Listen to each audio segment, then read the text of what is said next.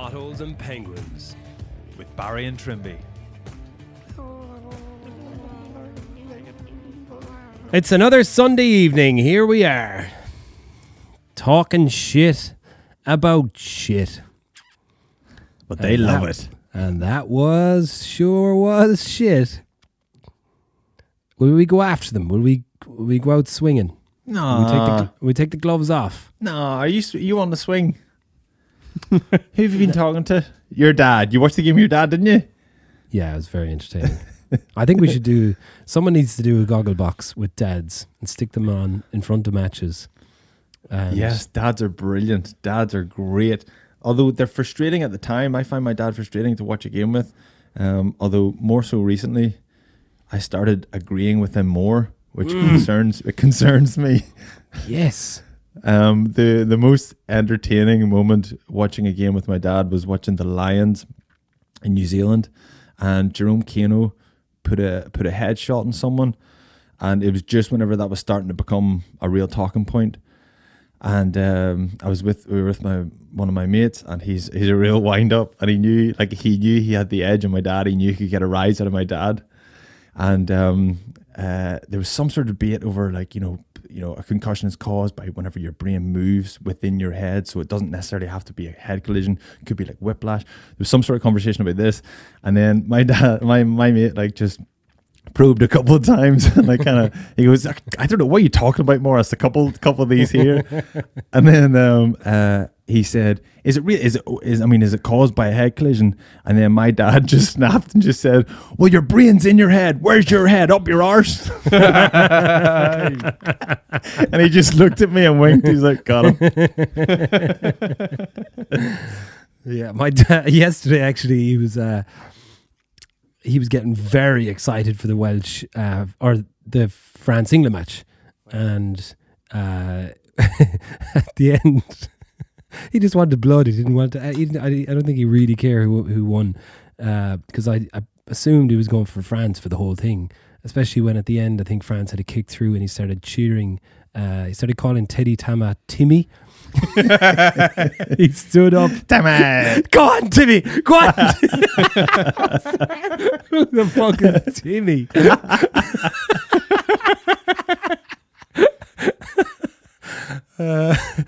And then England won. He was yes. He stood up and goes, yeah. Where the fuck are you going for? Do you want England to win? Yeah, fuck the French. Like whatever.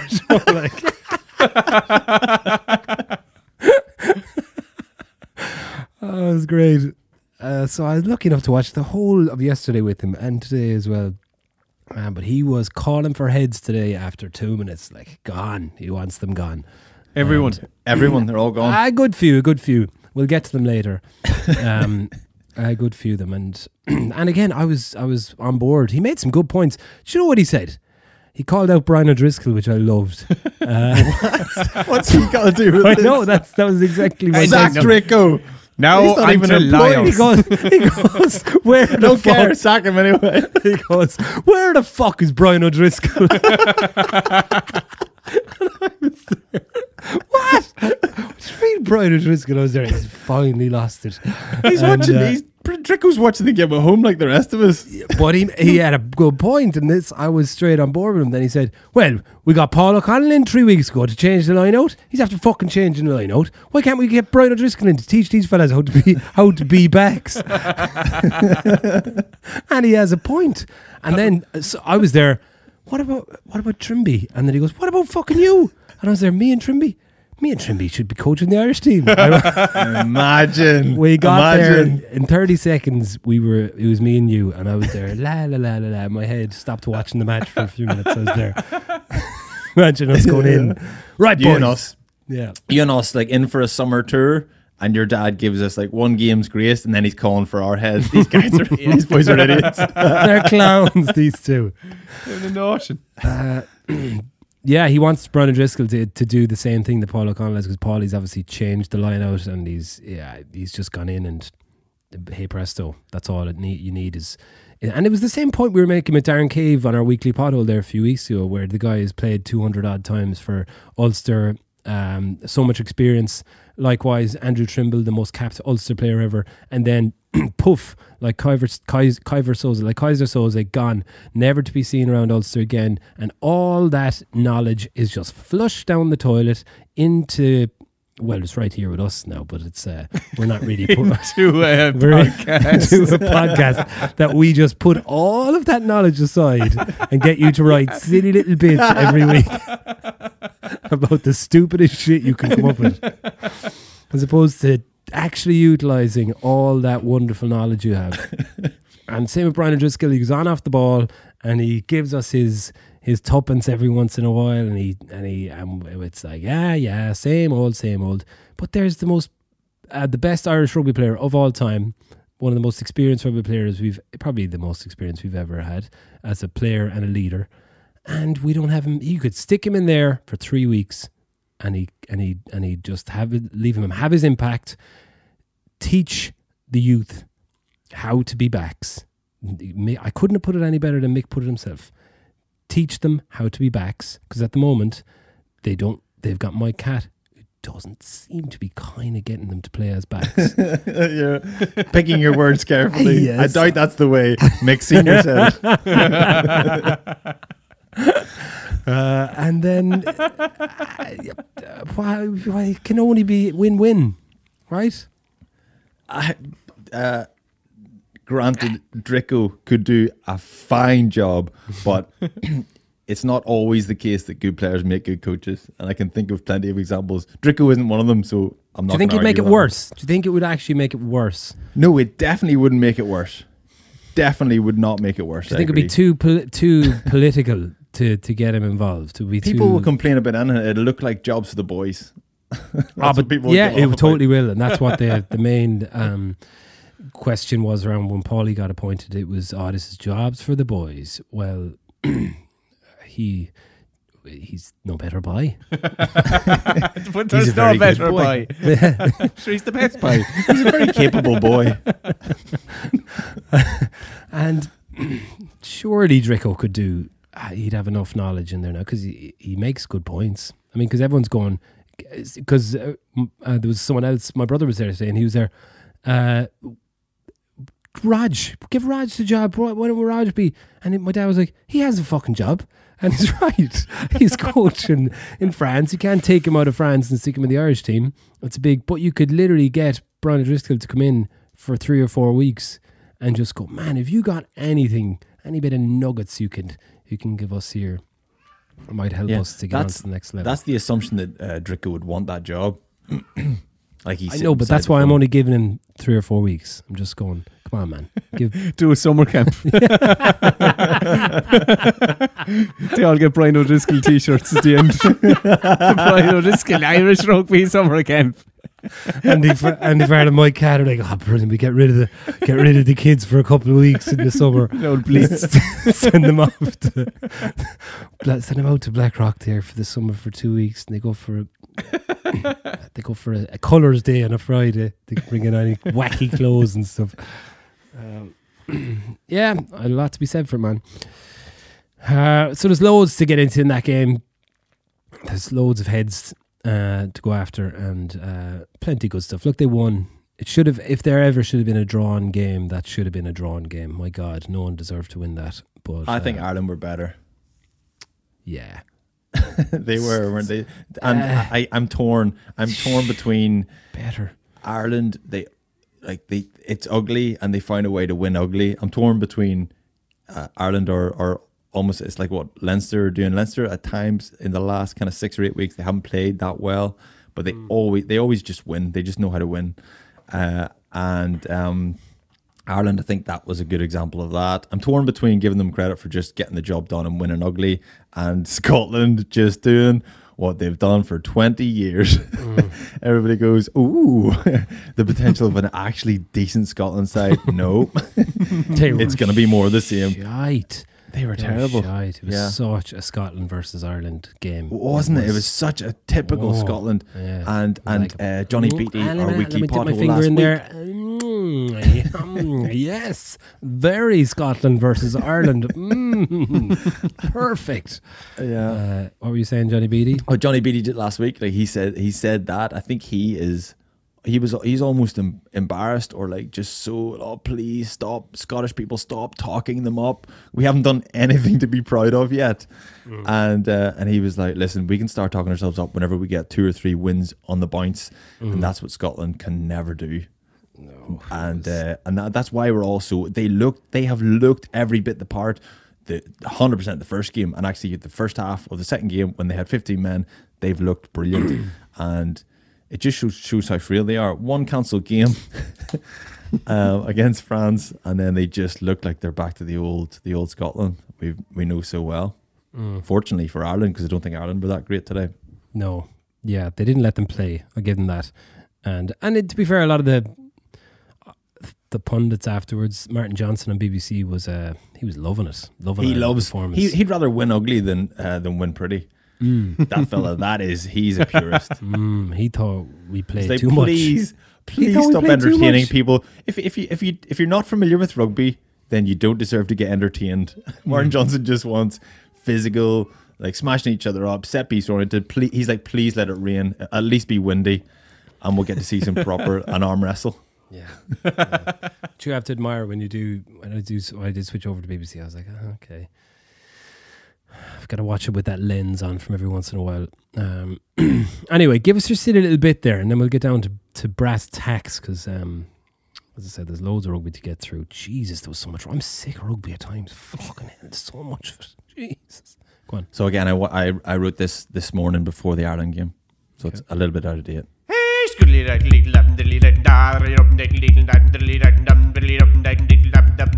It's Trumpy silly little bit.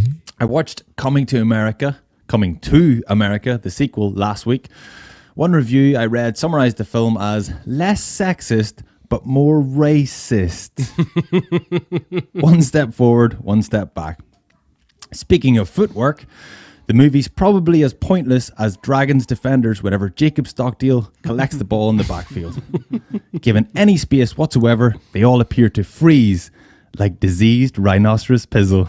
Freeze, you diseased rhinoceros pizzle. Yes, Jacob's back to his 2018 best. Or to continue the theme, his royal penis is clean once again. The royal penis is clean, Your Highness. In other news, Potholes and Penguins trucker hats are flying off the shelves faster than Paul Mescal's gold chain. Although it was the sex scene in Normal People that really made the chain iconic, and now I find it difficult to unimagine the little Potholes and Penguins trucker hat in the end of Jacob Stockdale's royal penis. Elsewhere, Joey Carberry's looking every bit the heir to the throne of Zamunda. In his post-match interview, we were reminded his accent is like a combination of all of the accents of all of the characters Eddie Murphy has ever played. That's me, boys. Oh, very good. Very good. Joey Carberry's accent is weird. It's got weirder as well. Yeah. Should have stayed in Dublin. He's got a bit of a Limerick twang in there. So he grew up in New Zealand, moved here when he was how old? Teenager? Pretty young, like I don't know actually, I'm guessing. Yeah, I don't know if it was primary school or secondary school. Yeah, he is the Prince of Zamunda, no doubt. He looks the part, doesn't he? Let's get to that in a second. The film. Yes, let's get into the movies I first. saw it last night. I had a choice last night. I sat down and I got a message to say Trimby's wearing a Potholes and Penguins hat on television, and I was like, will I watch Dragons versus Ulster and get a laugh off Trimby's hat, or will I watch Coming to America? And I watched Coming to America. Fuck me, that was one of the worst. It's so bad. Actually, there's a few funny bits. I gave up halfway through, to be fair. I was on the bike. Did you stop watching it? Yeah. I wanted to. There was 45 minutes left, and I was like,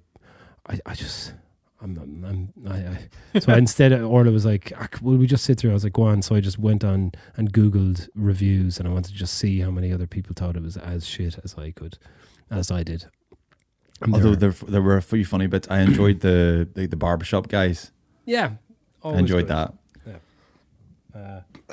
There were a couple other bits I laughed, but to be fair, it's just Eddie Murphy. So you think it was less sexist and more racist? mega racial. No, I just wanted to say.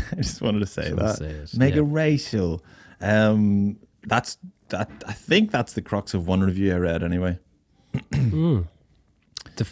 Why was it racist? Like simple African people kind of playing on that, or like taking the piss out of that. I think it was like simple, like a simple wealthy African nation.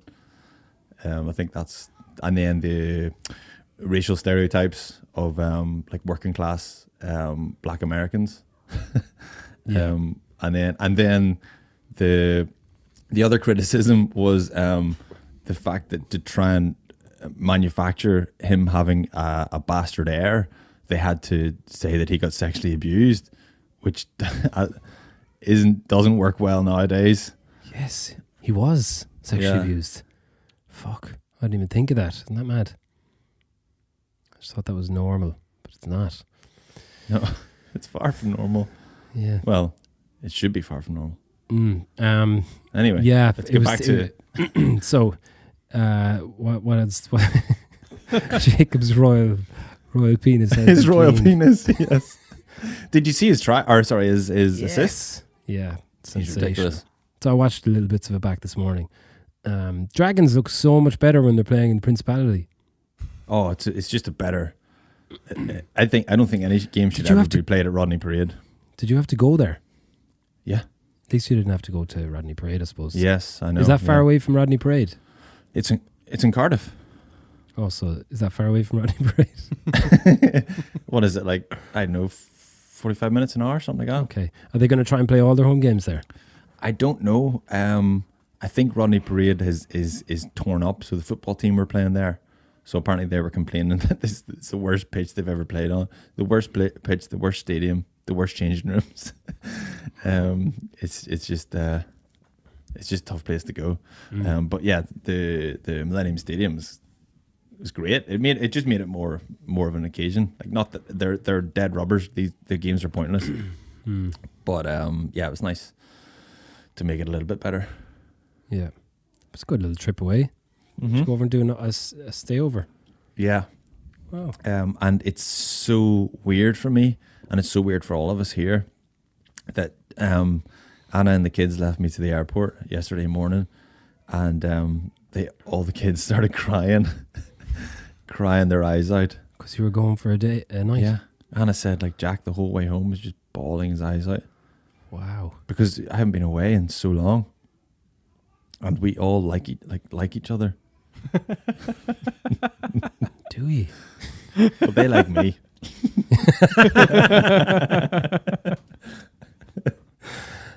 Yeah, I'm going doing the final in Dublin in 2 weeks for the radio. Oh, And yes.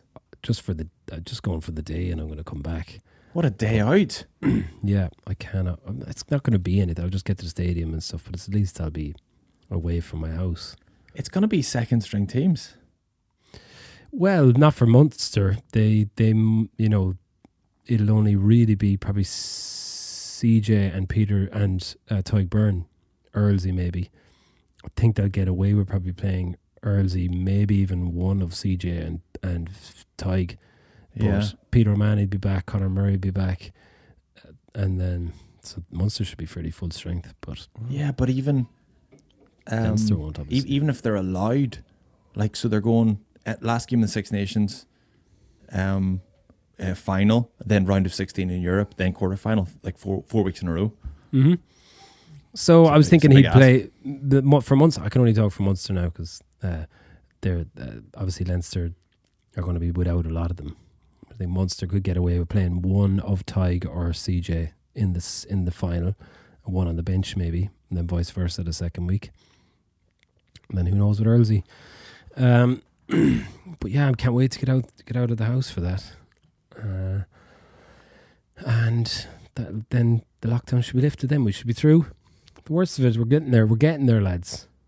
How are your vaccines going? Did I hear today that the AstraZeneca, whatever they call it, what's it called? That vaccine is gone. Yeah. gone tits up? AstraZeneca. No, it hasn't. Well, it hasn't up here. You're not We've allowed to say decided that. it's- You're not allowed to say that term anymore, by the way. It's good enough for us, Is it? apparently, but it's not good enough for you. You're just going, it's grand. It's grand. Yeah, We'll exactly. lose a few. Yes. Get it into you. Your hat did sell a load of hats last night. How incredible was Yeah. that? So I got some very positive feedback from loads of players after the game. Geez, Trimby looks well. Great hat. Cool hat. I was going, are you all taking the piss here? Because again, it's the new generation, Barry. I couldn't help thinking, what would Tommy say? What would Chad say? What would Rory say? What would they say? They certainly would not say, Trimby, I must say your hat looks brilliant tonight. Great job with the hat. But do you think they meant it? That they Yes. or are they being Yes. sound? It's the new generation, Barry. I'm But telling this you. is the okay. Here's the question: the new generation. So I'm looking at reviews of Coming to America. The reviews are majority of them are very positive, not like rave reviews, but they're not going, this is the shittest thing ever, which I've just done. They've gone, this is a good old laugh. It's fair play. Yay. Which is interesting. It's just different for me to look at it. And similar to like criticizing sport at the moment. I find it hard sometimes to go, my God, that was awful. And to go, they're trying, but just didn't go well today. Where's the line? So people saying, oh yeah, cool hat, man. But do they actually think your hat is cool? Or are They going, do, Barry. They do. They think our hat is cool, Barry. Okay? I haven't got one yet. I must. Yeah, it's a funny old conversation. We have Ugo Monye on the show on Tuesday, and he's on to talk Great about link, Barry. Great segue. Yeah, he's on to talk about tackle your feelings and all this kind of stuff. And he's a brilliant advocate for mental health and for standing up against bullying online and trolls and stuff like that.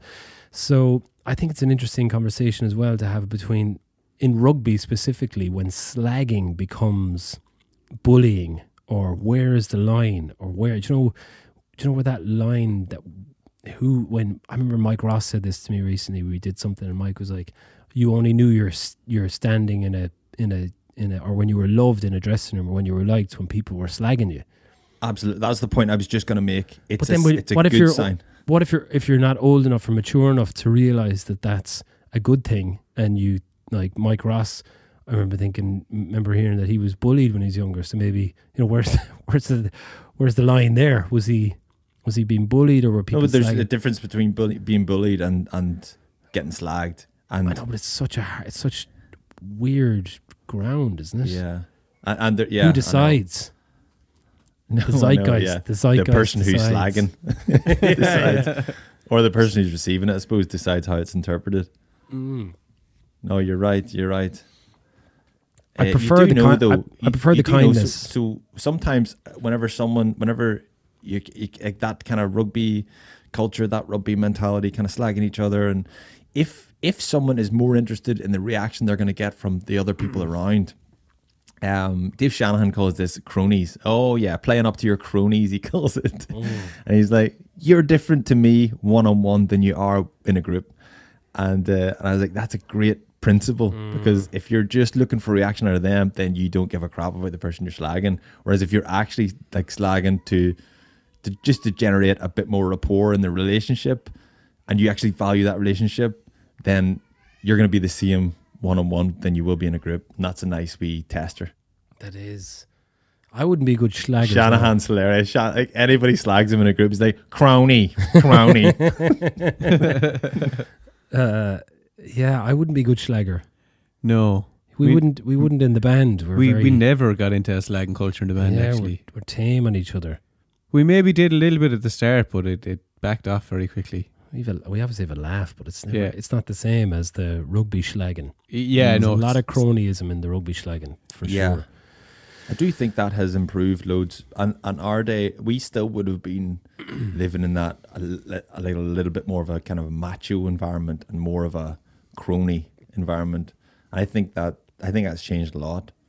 I wonder. And even thinking about the being critical there. I mean, I'm criticizing Coming to America, saying it's shit, when you've got so many people put so much effort and time and their creativity into this thing and produced it and made it, and there it is in the world, and loads of people love it, and then I just sit down with a pack of Maltesers and put my feet up and I shit all over it from the comfort of my couch.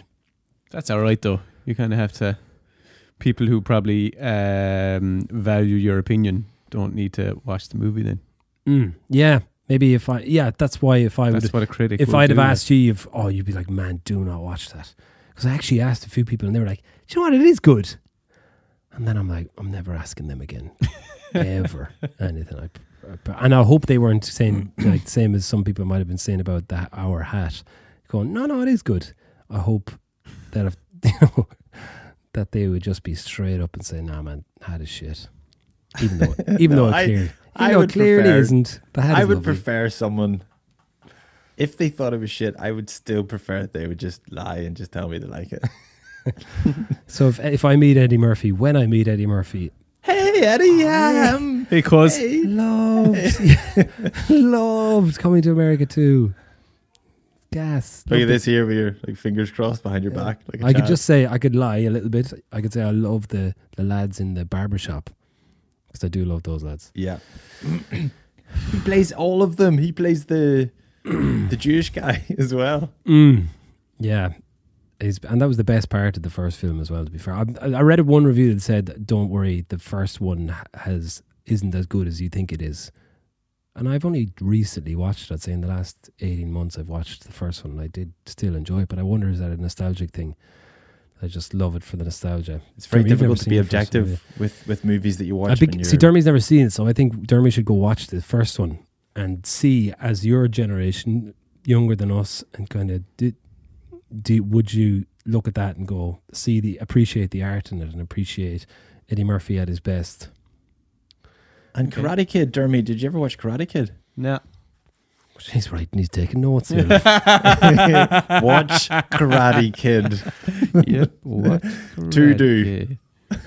All right, we take a break and we'll might as well dive into that. Our stuff. just the hat thing, right? This is our first kind of venture into. This has been our first bit of marketing that we've done, really, for the podcast, for our merchandise. And we were out earlier on, and we overtook a car, a business who's probably the only person who I know who's doing the marketing piece worse than us. And this guy's driving a 2010 Renault Scenic, and he's obviously got a candles business, and he has printed off an A4 piece of paper, and it's Candles by Graham, and he's stuffed it into a Polly Pocket and sellotaped it to the back of his Renault Scenic with his phone number underneath. Candles by Graham. I loved it. So Graham, you're getting some free promotion out of this because you need it, mate. That's gas. Yeah, we should do that. We should stick our podcast in a piece of paper and slap it on our windscreens and just drive around. Yeah. Speaking of which, we've got Boundary Brewery. I'm drinking Imbongo. I'm on. You're on mute. Pity your children aren't mute on the background. I'm on Not a Punk, and I'm telling everyone. I don't think I've had that one yet. boundarybrewery.coop/shop. Is that right? Yeah. Use the discount code Will Addison, please, to join the party.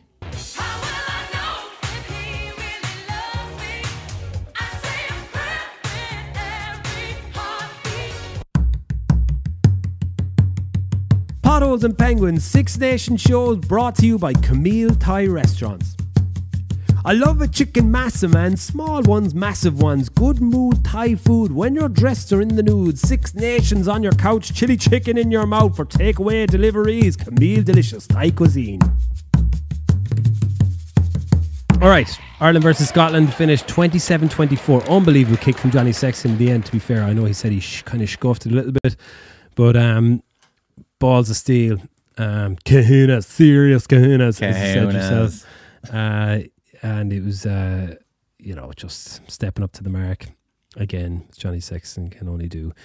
They started with 4.5 minutes of outstanding rugby. I was there. Here we go. Shut up, everyone. Ireland are back. And massive bugbear of mine at the moment is when we get, or most teams, when they get an advantage in the 22, we kick the ball away. So we got an advantage off that 4 minutes of play, I'd say. And we were picking and going straight away. Roman Poit gave an advantage. And within straight away, Gibson Park passed it back to Johnny Sexton. He tried to put a grubber kick through to no one and turned it over, and he gave us the penalty. If we didn't get an advantage there and we just kept on playing, we kept on picking and going and going at them without an advantage, we would have scored a try, I've no doubt.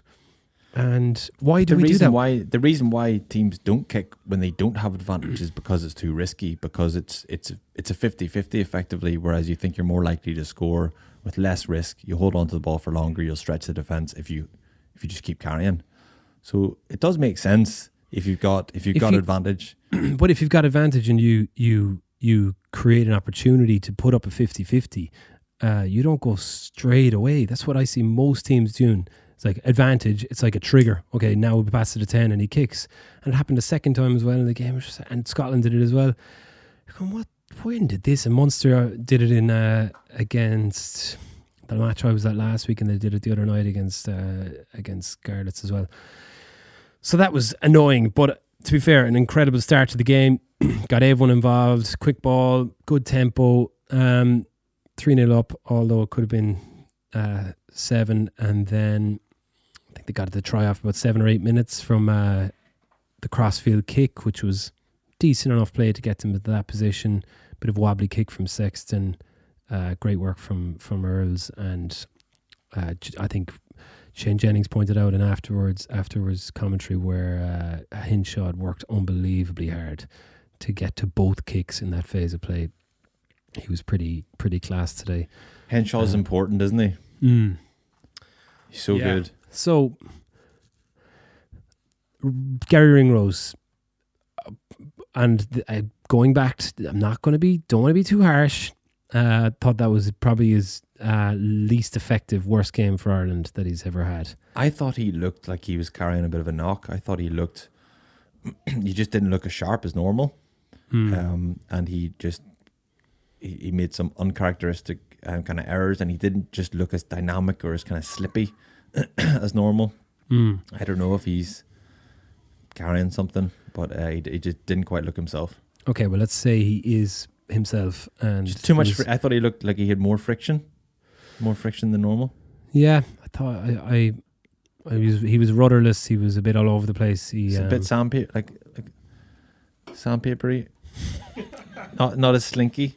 Yeah, his hips were more. I don't know what I'm going. Sorry, looked like he had a U-lock, one of those U-locks on his bike. Yeah, he was trying to cycle. He was locked. It was I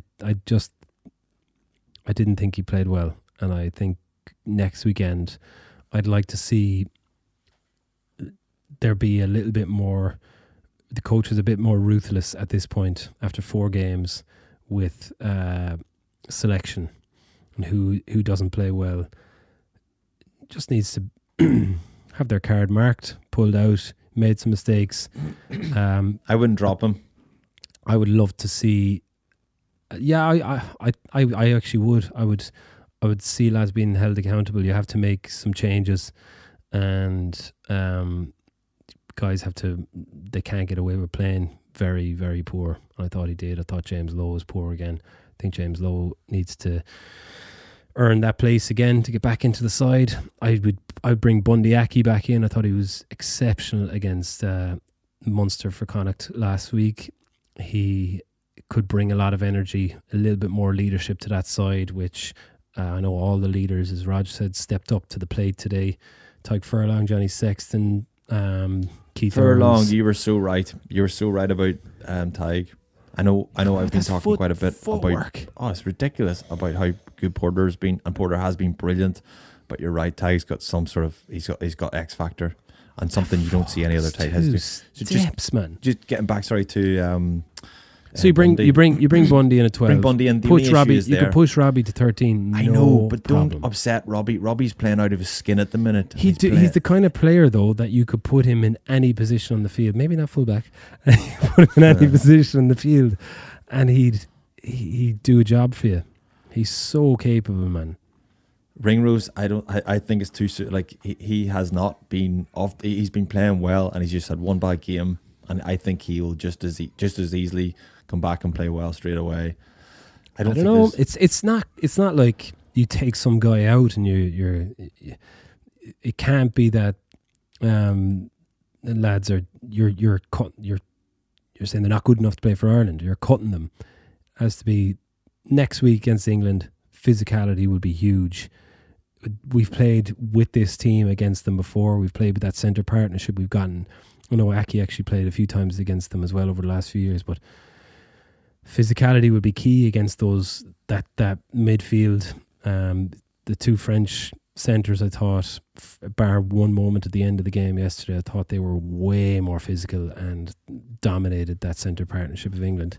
So that was where my thoughts were. It was like, stick those two bulldozers in there, Henshaw and Aki, and just makes it different. Gives us another option. Try something else. Look at the Penno try. The Penno try wasn't created by physicality, by direct running, by what potentially Bundy Aki will give you. It was creativity. Which one was the Penno try? It was the one, the wraparound to Jalibert. Off the line out. Yeah, I think it was line out, wasn't it? Yeah, it was, man. That's exactly what it was. It wasn't physicality. It was no, it was but creativity. it was the threat. It was the threat of Fiku and Vakatawa being but it was the such pass. units. You could see Farrell and Slade were like, Slade got took out of shape. Yeah, but Farrell was like going. He was running backwards by the time. That's why Slade had to come in. If you watch the two of them coming together like this, Farrell was running backwards and Slade was running up and in. And you're going, they made poor decision, but they are shitting themselves. Because they're up against such a physical 12 and 13. That was my take on it anyway. And then it's Vakatawa's coming on that hard line, but again, it's not. Yeah, he looked physical. I know he looked physical, but on that occasion, it was the creativity. It was a lovely line. It was a lovely change of direction last minute, and then the pass from Jalibert to Penno over the top. I know there's a little bit of both because obviously those hard lines, they rely on that big threat. So yeah, fair enough. I don't know. Anyway, yeah, I have no issue with if you put Bundy in there. I'm sure he'd do a fine job. I just like Ringrose. I do. I was like a couple of years ago, I was saying he's going to be one of the best 13s in the world. I still think he's an awful lot to offer, but I think he's a lot to learn at the same time. Who would you play on the left wing? I'd actually probably bring Jacob back in, stick Earlsey, or keep Earlsey on the right. I think James Lowe as Matt Williams, in fairness to him, said in a very kind of political way. He said, "Great guy, brilliant player, just not at this level yet defensively and decision making, and a bit sluggish at times and." He's making too many mistakes. He probably should have been dropped after the French game for making those mistakes. Again, we want guys to be a little bit more accountable for making big errors, and that would be my thoughts, guys. Yeah. And that's a third one that we got away with. So to your point, so I would have said before, after he does that once, maybe twice, then. Your point, keep these guys on their toes, keep them accountable. So change them, get someone else in. Whereas what I'm saying was just give him another chance. So this has proved that you give him another chance and you're probably going to get what you've got before, because he has looked just a little bit sluggish. He just doesn't look as light on his feet or his ability to change direction last minute or kind of react to what the attacker doing. Whereas Earlsey, by contrast, looks so sharp. Looks like he can just change his body shape so quickly, turn and burn, get back for the kick. Change his body shape to kind of just read the hips of the attacker, the ball carrier, and just chop. He's so good, and I would like to see Earlsey get involved more. I don't know how they're not getting him involved enough in the game. Well, I think there are fundamental issues with the game plan that are very difficult to watch.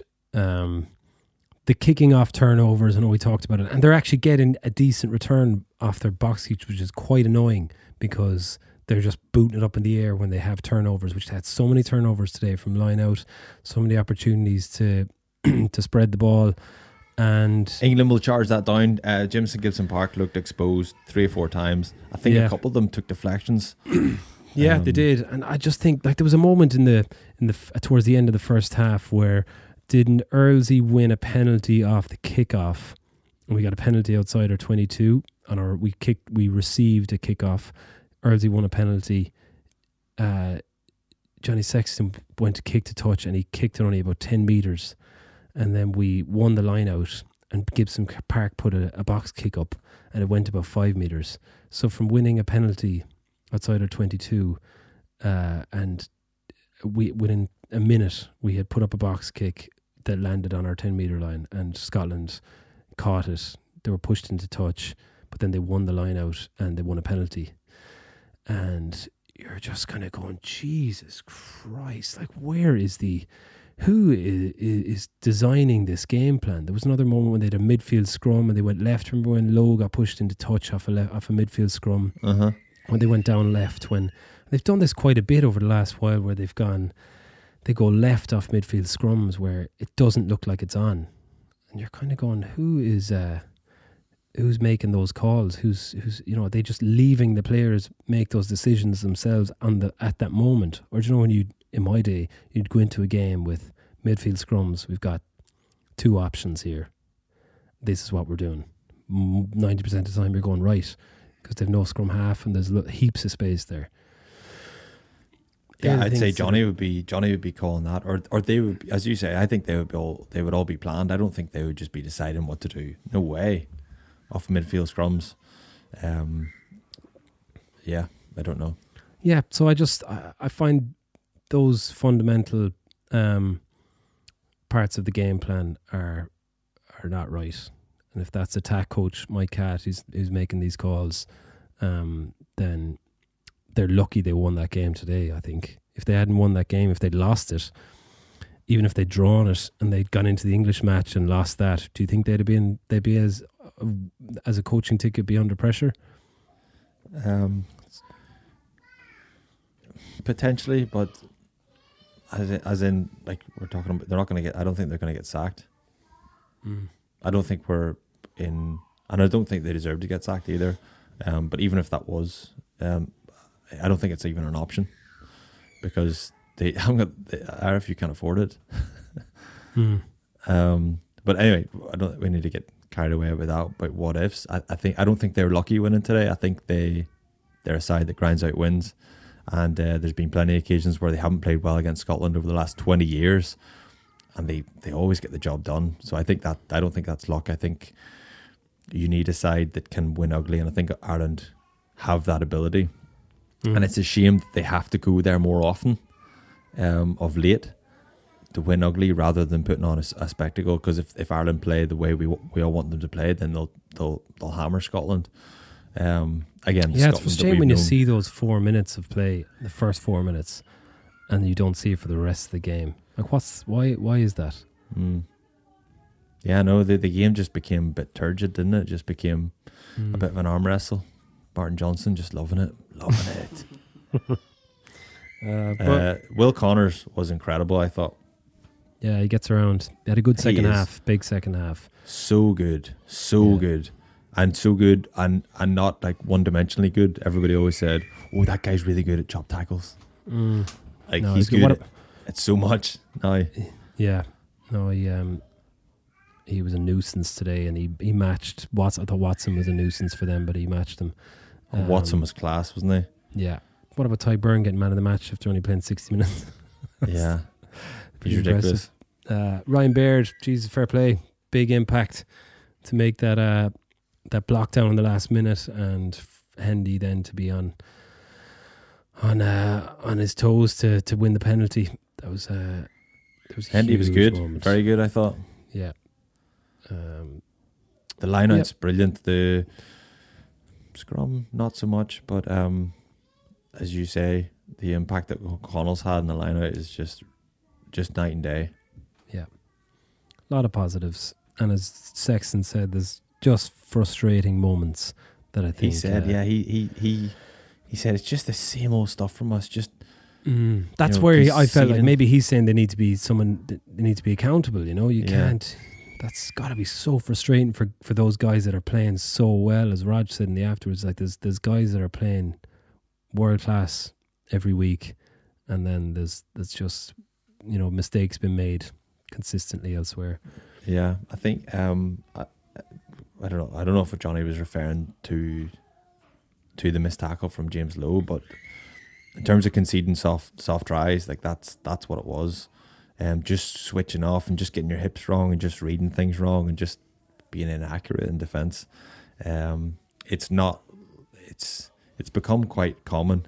As Johnny said, it's the same old stuff. It's the same old mistakes, and that's frustrating. Looking ahead to England then next week. That was some game yesterday, wasn't it? Yeah, it's class.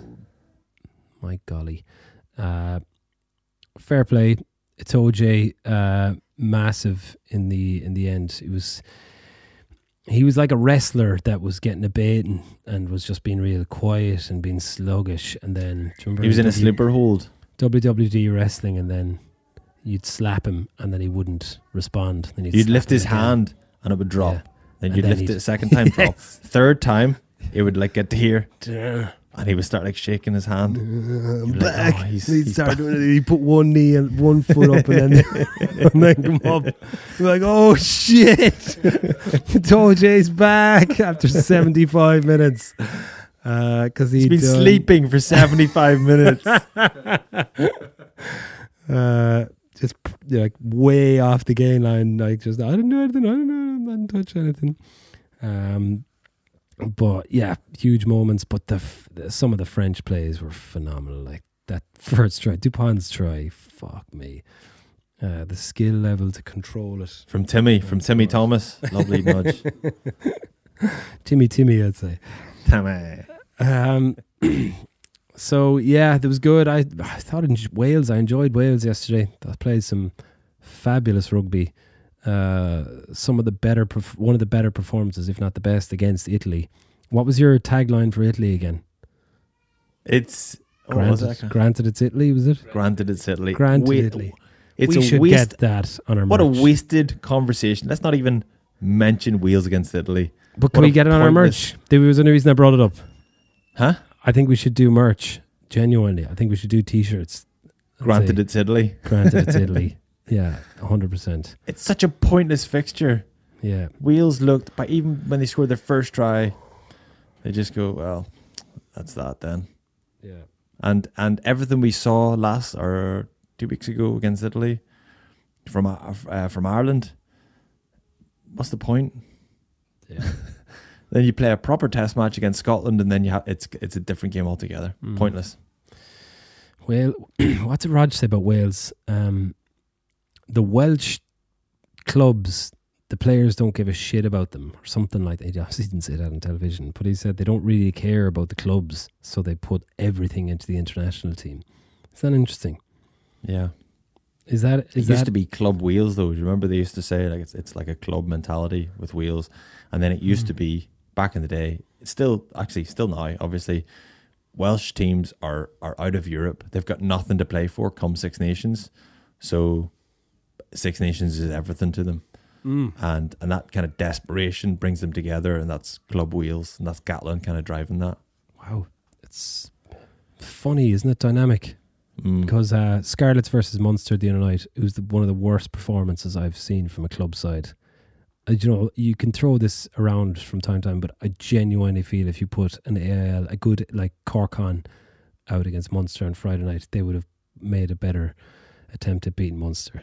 I was like, these guys do not give a shit about this game. I can genuinely put my hand on heart and say that's how I felt watching it. It was so bad, and maybe it's a dead rubber or whatever, but I just find that so frustrating to watch. It's so useless, not good for anyone. Yeah, maybe they'll get a bit more excited whenever the South African teams come into it. Although I think the teams that will benefit, actually Ulster are one of the teams that will benefit most from the South African teams coming in, because Ulster, now actually the game on Friday night or the game on Saturday was a lot tighter than what it looked like it was going to be, but generally Ulster spank most teams and then get spanked by Leinster and Munster. Not always Munster, spanked. Always Leinster. They always get spanked. Or they always get beat. They get consistently beat. And yeah, and same for Europe. If Ulster have to step up to quarterfinals, they spank everybody and then they get spanked. And it's I think if Ulster and maybe Connacht, maybe Munster as well.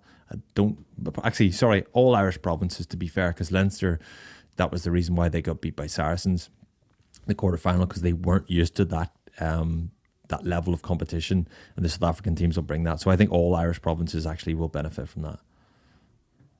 From what again? From the South African teams. Oh, the South African. What were you thinking about? You were thinking of the King of Zamunda. His royal penis. I can't remember his name there. Joey Carby, that's what I was thinking about. Yeah. That's the King of Zamunda. The heir to the throne. He's been coming back doing little bits of this and that, and we're all kind of going, whoa, like Toland was getting so excited the other night about everything he did.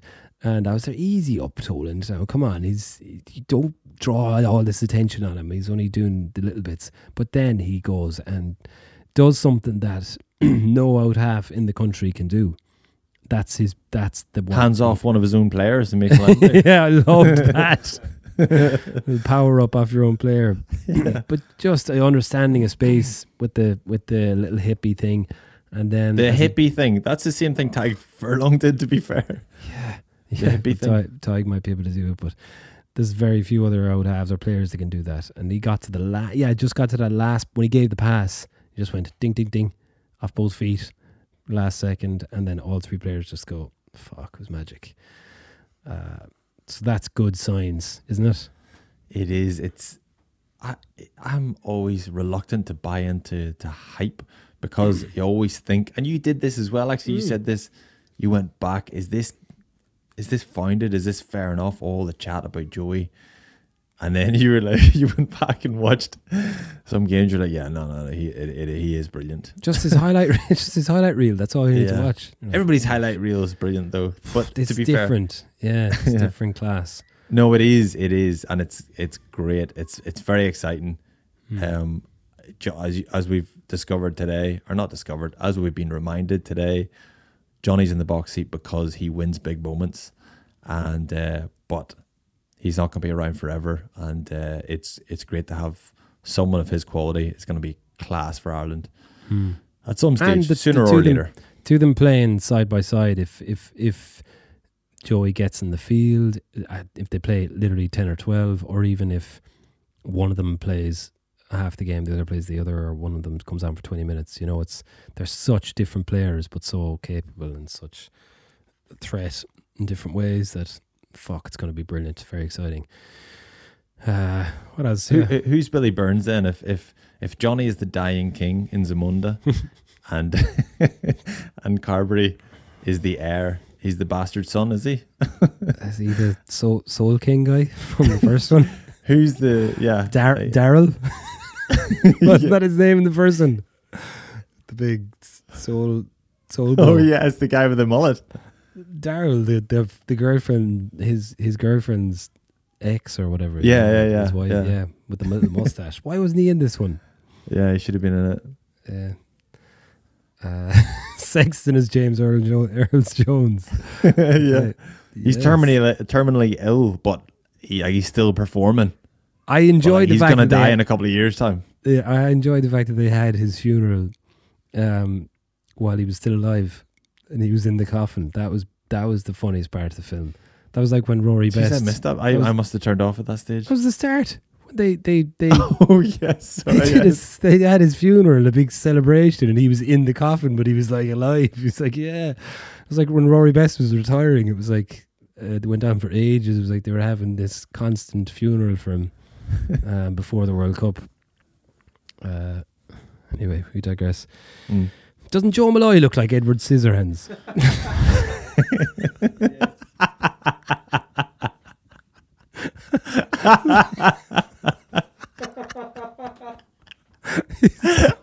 Cutting hedges into funny shapes.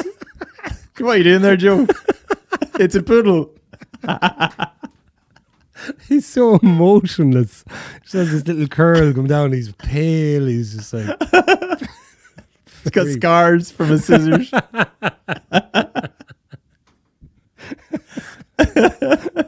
Or he looks like a lot of Johnny Depp characters. You could kind of every week you could be Willy Wonka one week, or what was the name of Sparrow? Captain Sparrow. Jack Sparrow.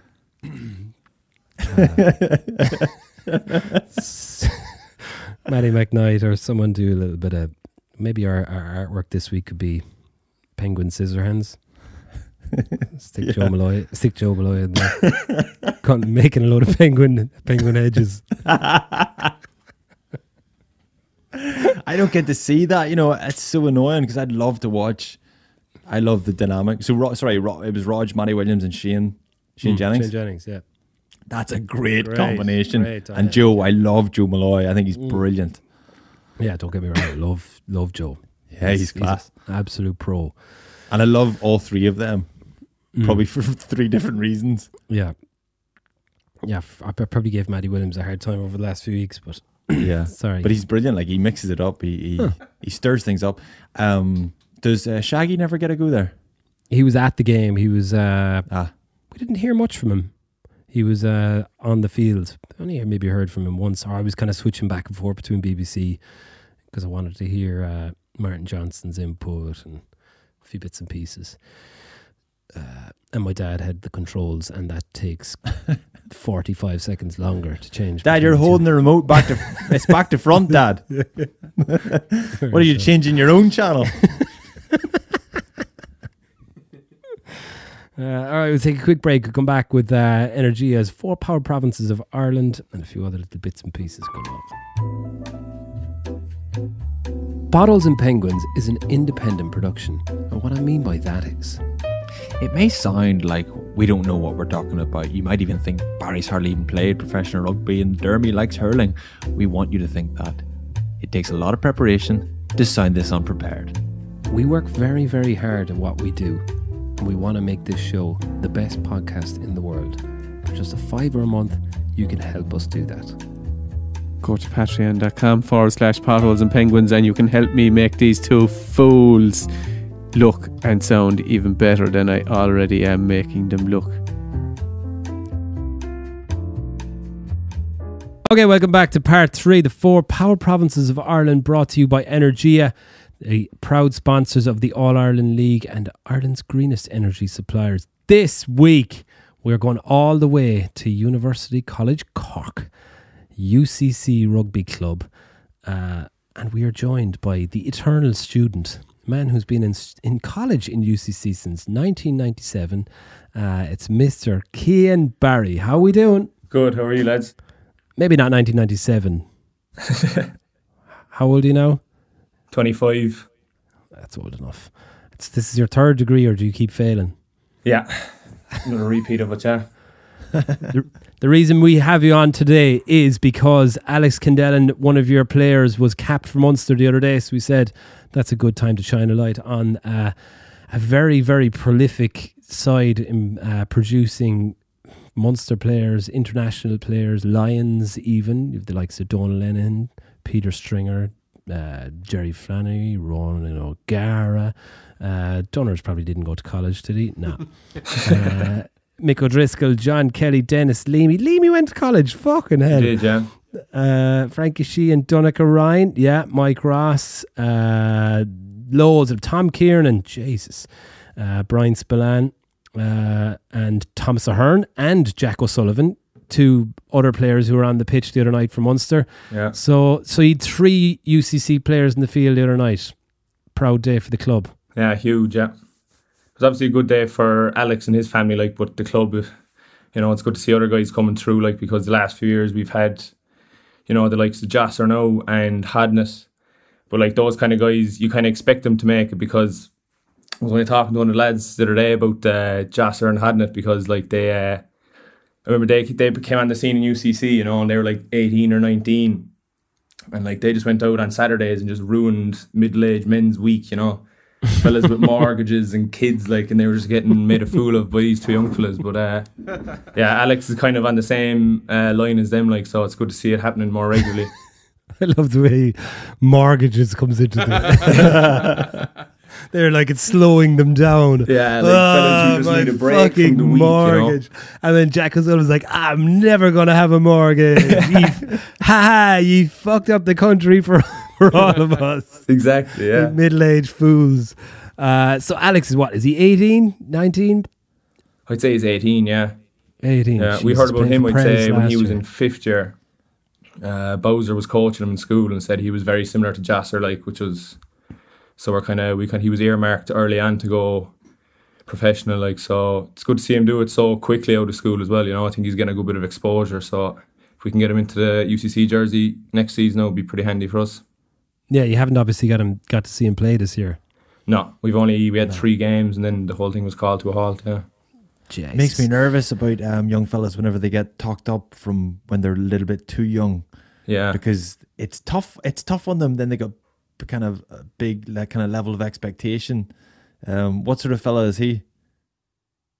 He seems to be just taking everything kind of in his stride, like, he looks like, if you watch him play, like, he's just out there having a laugh, really. I know he's obviously taking it seriously, like, but if you look at, like, guys like him, as I said, like Jasser and Hadnett, like, they were talked up as well, about when they were being when they were playing to 20s in the Six Nations and stuff, like, but like Hadnett, like, you'd see him, he's just like a little kid on the bus, but then he goes on and he just kind of throws lads around the place, and Jasser then, like, is just as cool as you like off the pitch, and then, like, takes everything in his stride as well, like, so I think they're all taking it pretty well, like, and I think the team is kind of like, there's other guys as well progressing, like, we had a guy there, Brian O'Connor, he signed with Gloucester, he signed a 2-year contract there a few months ago. Our captain Shane O'Hanlon's kind of in and out of the Munster A setup, so, like, there's a good few lads in the squad that are, progressing nicely. So I think they feed off each other as well, like, that they're all in it together. Well, there's a great buzz around in that club generally, isn't there? I mean, it's a a great it's a great place to play a game. The Mardyke down there, good pitch, close to the city, is always a good buzz around the place. And then there's such obviously youthful, vibrant college team. Yeah. With good quality players. Is that one of the reasons why you're still in college all these years later?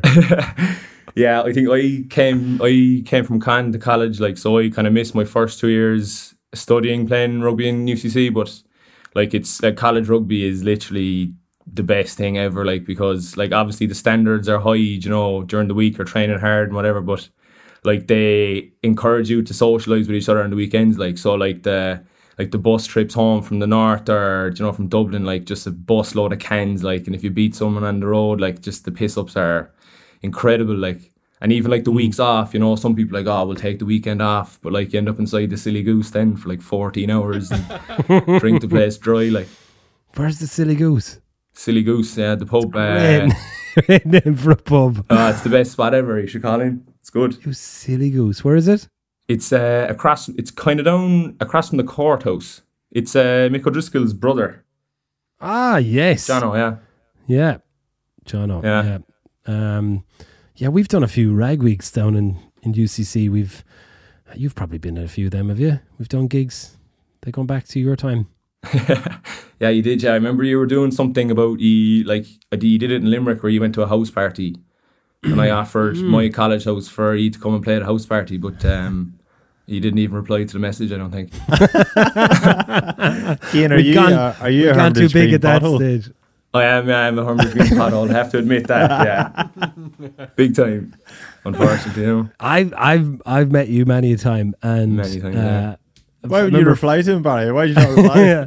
I don't look after our social media. That was early in the relationship, I think. Yeah, I think we met after Independence Festival. We played main stage at Independence, and you were front row, bananas drunk. Yeah. And I met you afterwards, and I was catching up with you, but we were in festive spirits. And then we have a video for one of our songs from Electric Picnic. It was at 4:00 on the Saturday, and we got the main stage slot, and beautiful sunny day, and everyone's just in these chilled out vibes in the video, and I think RT had recorded, and then it pans to the crowd, and I think you're on top of someone's shoulders with a cowboy hat on. You see the fucking pirate, the UCC pirate skull crest Flying the flag, yeah. Yeah, it's a good culture, I think, because like rugby wise, like Squeaks always says, like if you're good enough, you're old enough, you know, to play, like, so there's none of that. And then like they encourage you to get to know fellas, because the turnover of players is pretty high, like, you know, every year, because guys go through, unlike me, they do their few years and they get out of there, but so they encourage you to get to know fellas as well as you can, like, and so that usually turns out to be, you know, with a slab of cans in the back of the bus or in the silly goose. Yeah, and do you still have a colours match every year? Yeah, geez, the colours matches are unreal. There's series, like, they get a really good crowd at them. Who would you regularly play? Like, say, playing Con. Who would you regularly play in them?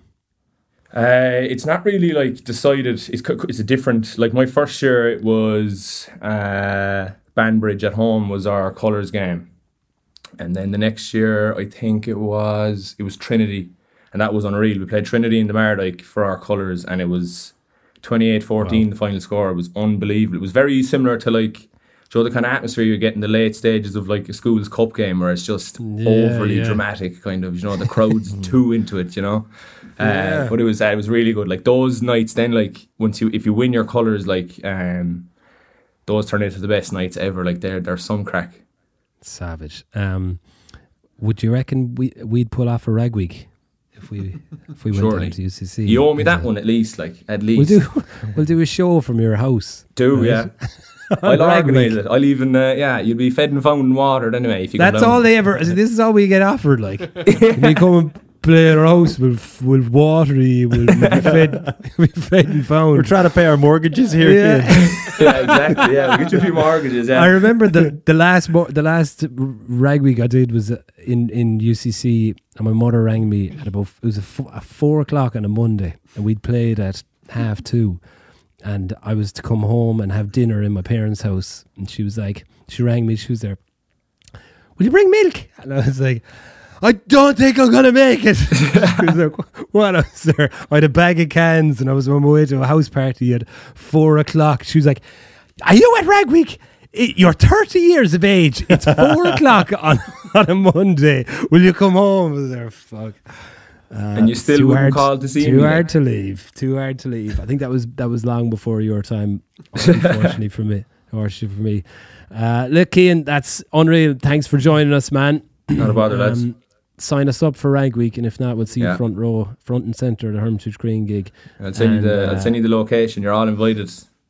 Legend.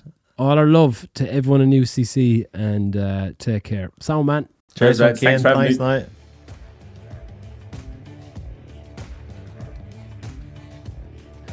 Right, that was great. That was good rugby content. We'll be back with Uga Monya during the week for our weekly pothole. I'm looking forward to that.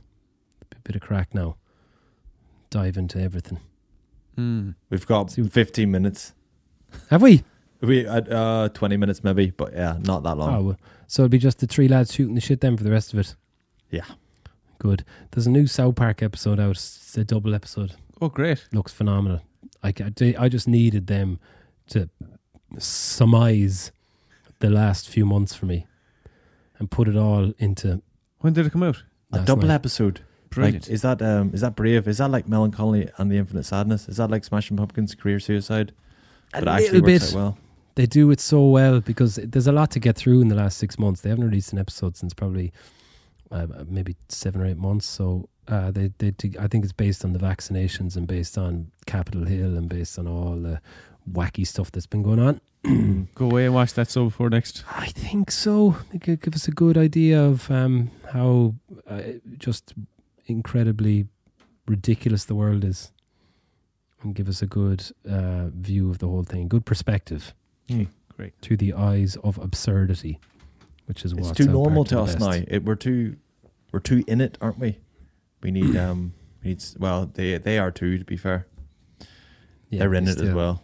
They manage to just pull on something, a thread, and then oh my god. It's one of James Lowe's hairs, and it's ingrown. It's connected to his pubes, and it's connected to yeah. So they'll definitely have stitched loads of stuff together that we would never think to.